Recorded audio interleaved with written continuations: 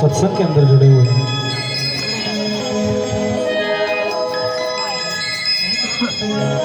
सतगुरु रविदास महाराज जी कहते हैं, अतः कर्ण सुधार के सोहंग मन कर पाठ, जग में आया सफल हो सत्य कहे रविदास।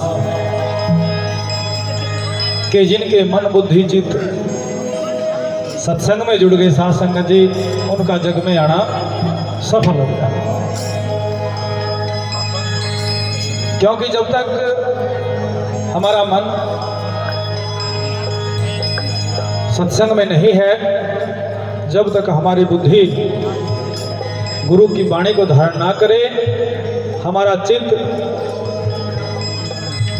सतगुरु की नाम में शब्द में ना लगे, तो साथ संगत जी सुरती का कोई ठिकाना नहीं होता, पता नहीं कहाँ कहाँ भटकती रहती है। इसलिए सतगुरु जी कहते हैं, अतः कर्ण सुधार के, चार अतः कर्ण मन बुद्धि चित्त अहंकार, सोहंग मन कर पाठ, जग में आया सफल है संत कहे रविदास।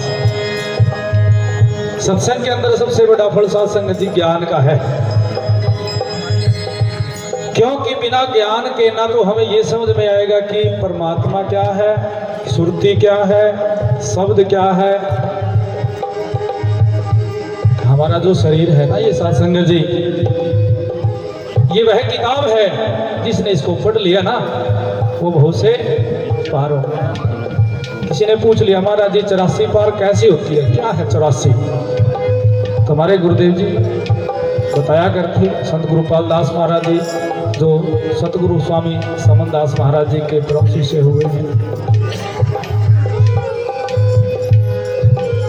वो कहते थे कि ये शरीर ही 84 आंगल का है, जिसने इस 84 आंगल के शरीर का भेद जान लिया वो 84 पार हो गया। ये शरीर ही 84 आंगल का है। सतगुरु रविदास महाराज जी कहते हैं, 5 तत्व की पुस्तक भाषा बांचे बिरला कोई। ये सत्संग जो हम सतगुरु रविदास महाराज जी के ऐसे ऐसे संत महापुरुष बैठते हो ना, वहाँ पे साधारण ज्ञान नहीं होता साथ संगत जी। समझ में ना आए किसी के वो अलग बात है, अगर किसी की समझ ना पड़े वो अलग बात है। लेकिन जहाँ संत महापुरुष सतगुरु रविदास महाराज जी की वाणी को लेकर के बैठे, वहाँ पर ज्ञान रतन ही अनमोल होता है। तो आज के इस आयोजन में गांव सिंगवाड़ के अंदर इस सत्संग में जो संत महापुरुष पहुंचे हैं मंच पर, आसीन सभी संत महापुरुष, संत सुरेंद्र दास जी, संत रामनिवास दास जी, और अब तो संत ही कहेंगे क्योंकि भाई गुड़गुड़ी बजाने करने में अच्छा नहीं लगता। जब संता में मिली गए फिर तो ज्ञानी नहीं कहते हम, ज्ञानी शब्द हमारी समझ का थोड़ा हटका है। ठीक है बात भाई, जब आगे बात फिर नुका अपने बुजुर्ग का क्या करते भाई जी, बोखल में सिर दे लिया फिर मुसल करके देना। आप कहेंगे संत राजेंद्र दास, सही है नहीं? साफ सुथरा शब्द है, जो बोल दिया ना भी आनंद आवा है शब्द वचन। और हमारे संत धीरादास जी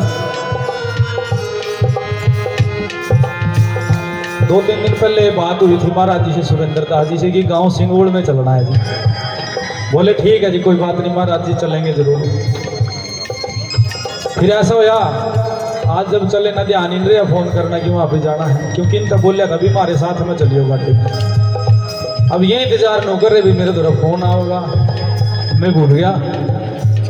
मैं बड़ी सीकरी के नज़दीक आ लिया जब ना, ये बड़ी सीकरी के नज़दीक मान के चलो। ये कौन सा गांव था पहले? शुद्ध करना था पहले ही। हाँ वहाँ फोन आया इनका, कह रहे महाराज जी, बस जैसे ही फोन आया ना मैं समझ गया महल्ले में गलती होगी। बोल भी रखा और छोड़ के भी आगे। अब महाराज जी कहने लगे भाई इस तरह आप चले गए। फिर महाराज ने बात मानने का लगा, कोई नहीं महाराज जी हम जरूर आएंगे, आपकी बात छोड़ेंगे नहीं, हम जरूर आएंगे संगत में। देखो ये होता है प्रेम साथ संगत जी। नहीं तो महाराज मैनू कह देंगे भाई आपा नहीं आंदे जी छोड़ के चले गए टिप के कह सके थे। ऐसे ही रामनिवास दास जी से बात हुई, निवास दास जी बाकी इन्हें तो गिल्ला नहीं लेना था, बस यही था भाई महाराज जी वहाँ प्रोग्राम आना, कोई नहीं आ जाएंगे जी। ऐसे ही राजेंद्र दास जी से बात हुई, हाँ जी आएंगे जी। तो कहने का मतलब ये प्रेम होता है। और ये जो सत्संग है साथ संगत जी, ये वही सरोवर है जहाँ मोती और जहाँ हंस होते हैं। तो इसीलिए हमने सत्संग में बैठ कर साथ संगत जी अपने ध्यान को सत्संग में रखना चाहिए। सदगुरु स्वामी समनदास महाराज जी जब प्रवचन करते थे तो अपने प्रवचनों में अक्सर स्पष्ट बोलते थे कि भाई अगर भव से पार होना है तो सदगुरु रविदास महाराज की शरण में आ जाओ, अपने बाप की अपने पिता की शरण में आ जाओ तो भव से पार हो जाओगे।